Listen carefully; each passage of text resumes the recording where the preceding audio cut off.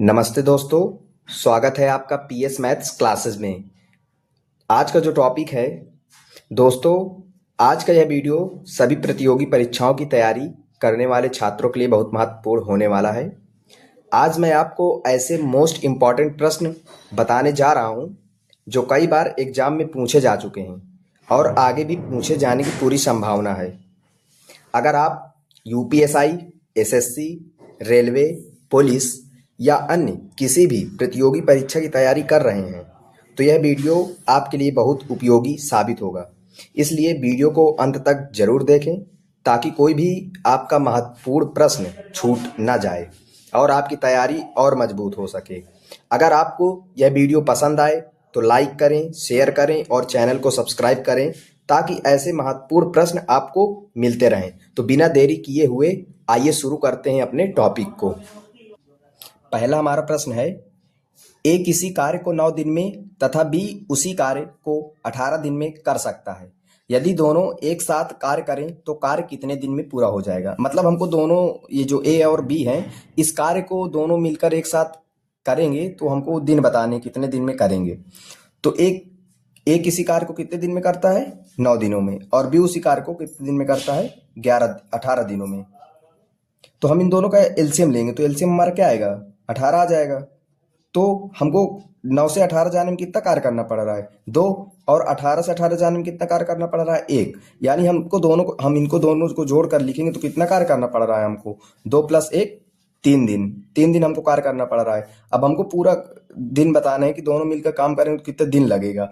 तो क्या होगा, 18 बटे कितना दिन हुआ, 3 दिन। तो 3 × 18, तो हमें 6 दिन लगे। तो ऑप्शन आपको कहीं दिख रहा है, सी ऑप्शन, यही हमारा राइट हो जाएगा। दूसरा प्रश्न है, राकेश, सुरेश और मोहन क्रमशः 10 दिन, 12 दिन और 15 दिन में कोई काम कर लेते हैं। यदि तीनों एक साथ काम करें तो काम पूरा कितने दिन में समाप्त हो जाएगा। मतलब तीनों एक साथ कार्य करें तो ये कार्य कितने दिन में समाप्त हो जाएगा, ये हमको बताना है। तो राकेश यानी आर, राकेश कितने दिन में करता है, 10 दिन में। और सुरेश उसी कार्य को कितने दिन में करता है, 12 दिनों में।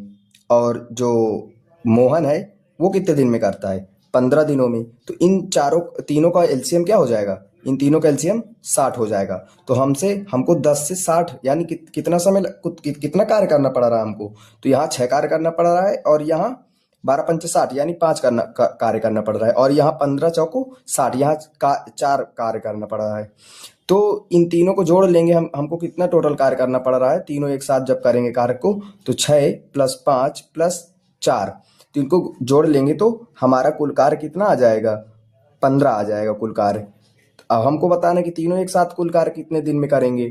तो उसके लिए हमको बताना है, तो 60 बटे 15, तो 15 चौको क्या आ जाएगा, 60। तो हमको 4 दिन लगेंगे जो तीनों मिलकर काम को करेंगे। तो ऑप्शन आपको कहीं दिख रहा है 4, तो ए ऑप्शन ये दिख रहा है, तो ये हमारा राइट हो जाएगा।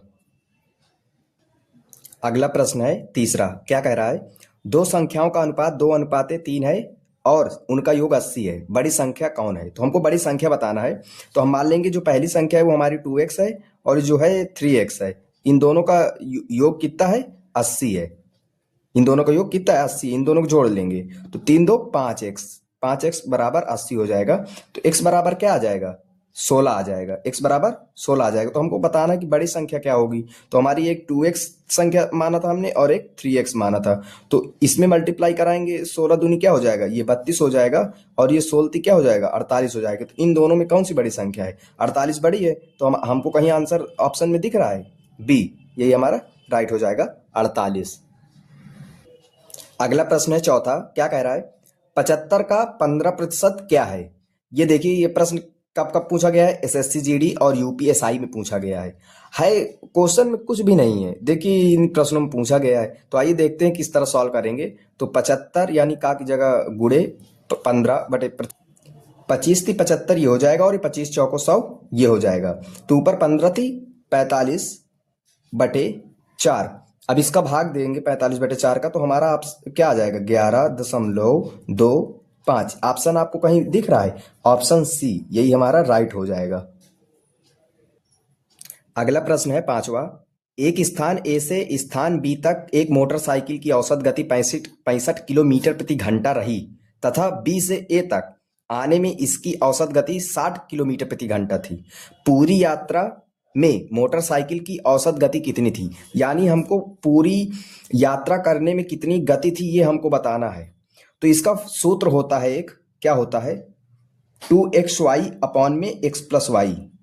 जो ये हमारा x है ये एक a के द्वारा मतलब दूरी जो चली है ये है, और जो ये हमारा y है ये b के द्वारा जितनी दूरी चली ये है। तो xy तो 2 गुणे x की वैल्यू क्या है 65 गुणे y की वैल्यू क्या है 60 बटे में इन दोनों का जोड़ देंगे 65 और 60 कितना हो जाएगा 125।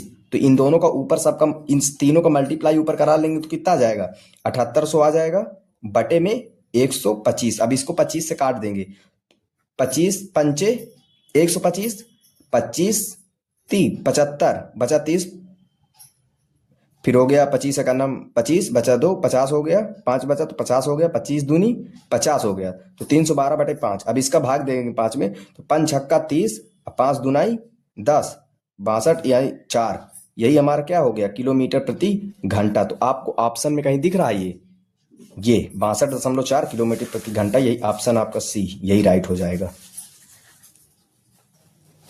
अगला प्रश्न क्या है, छठवां प्रश्न, ए तथा बी की वर्तमान आयु का अनुपात क्रमशः 4:5 है। 5 वर्ष बाद यह अनुपात क्रमशः 5:6 हो जाएगा।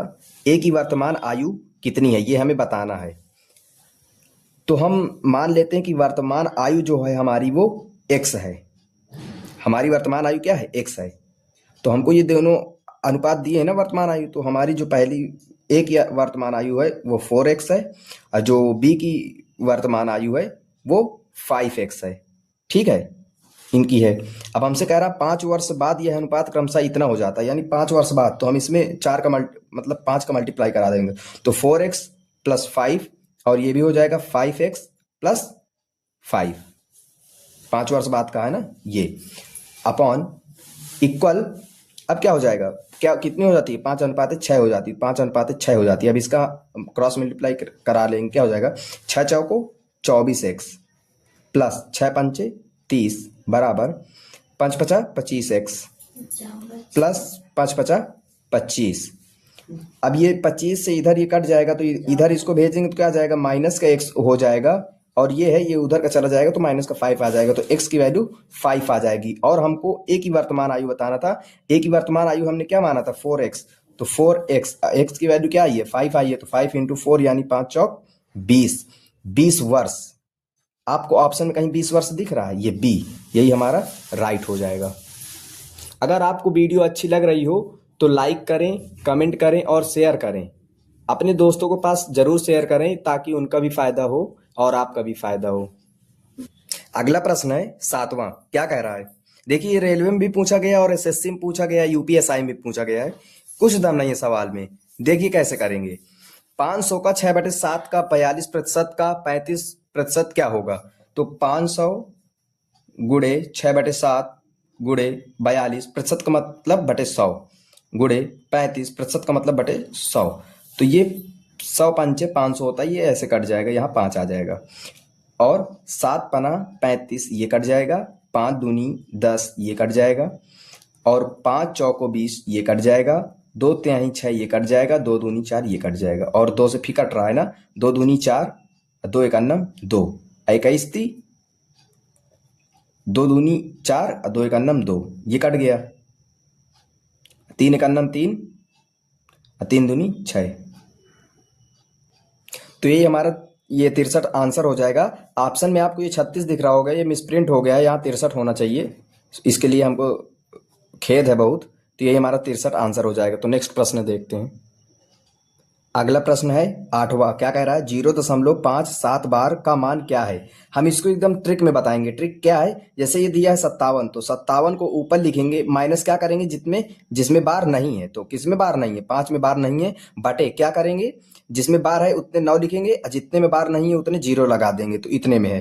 तो अब इसको घटा देंगे, कितना आ जाएगा 52 आ जाएगा बटे 90 आ जाएगा। अब हम इसको सॉल्व करेंगे तो क्या आ जाएगा 26/45 आ जाएगा। तो ऑप्शन आपको कहीं दिख रहा है, कहाँ है, ऑप्शन सी यही राइट हो जाएगा।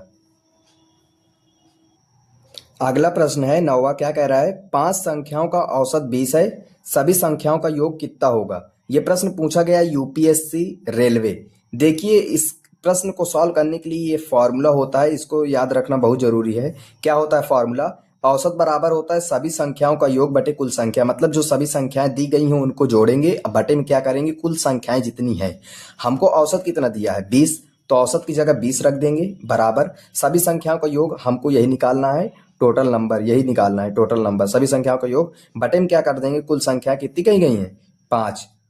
टोटल नंबर निकालना है ना हमको, सभी संख्याओं का योग। तो ये मतलब डिवाइड में है तो यहाँ मल्टीप्लाई में चला जाएगा, तो 20 पंचे क्या होता है? 100। ऑप्शन में आपको कहीं दिख रहा है 100? हाँ, ऑप्शन सी हमारा दिख रहा है, तो ये हमारा राइट हो जाएगा। अब सबसे अंतिम प्रश्न और सबसे महत्वपूर्ण प्रश्न देखिए, कहाँ किस किस एग्जाम में पूछा गया है, यूपीएससी और रेलवे में पूछा गया है। क्या कह रहा है प्रश्न? मोहन और सोहन की आयु का अनुपात 3:8 है। उनकी वर्तमान आयु का योग 44 वर्ष है, उनकी आयु का अंतर क्या होगा? हमको दोनों की आयु का अंतर बताना, यानी अंतर का मतलब होता है माइनस, यानी कि घटा देंगे, तो वही हमको बताना है। तो क्या कह रहा है? मोहन और सोहन, तो मोहन और सोहन की जो वर्तमान आयु है हम इसको मान लेंगे कि ये 3x है अनुपाते और ये 8x अनुपाते है। तो इन दोनों को जोड़ के एक बार इधर सॉल्व कर लेंगे, तो 8 3 11, 11x बराबर कितना कह रहा हम? योग 44 है। तो x की वैल्यू यहाँ से क्या आ जाएगी? 4 आ जाएगी। तो 4 का जब यहाँ मल्टीप्लाई करा देंगे तो यहाँ से क्या हो जाएगा? ये 12 हो जाएगा और ये 8 8 चौक 32 हो जाएगा। तो हमको इन दोनों का अंतर निकालना है। इन दोनों का अंतर कितना आ रहा है? 20 वर्ष दोनों का अंतर आ रहा है। तो 20 वर्ष आपको ऑप्शन में कहीं दिख रहा है? 20 वर्ष, 20 वर्ष आपको कहीं दिख रहा है? ये डी नंबर, यही हमारा राइट हो जाएगा। दोस्तों, अगर आप ऐसे ही अच्छे और ज्ञानवर्धक वीडियो चाहते हैं तो चैनल को लाइक करें, अपना प्यार दिखाएं, सब्सक्राइब करके परिवार का हिस्सा बनिए और कमेंट में अपनी राय जरूर दीजिए, ताकि जो भी हमारी गलतियां हों हम उनको सुधार सकें और अच्छे से अच्छे जो एग्ज़ाम में प्रश्न पूछे जा रहे हैं हम उनको ला सकें। तो इसी से मैं अपने